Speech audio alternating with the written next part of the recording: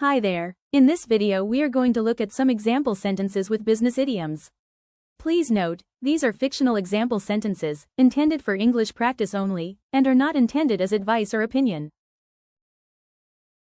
We need to think outside the box to solve this problem.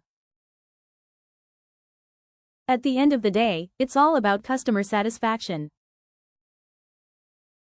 Let's cut to the chase and discuss the main issues.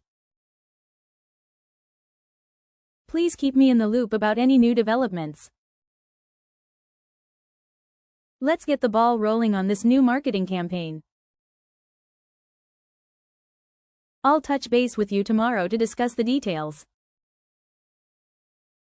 Our first proposal was rejected, so it's back to the drawing board. We need to be on the same page before moving forward. Now that you're the manager, you're in the driver's seat. She's been burning the midnight oil to meet the deadline. Thanks for watching.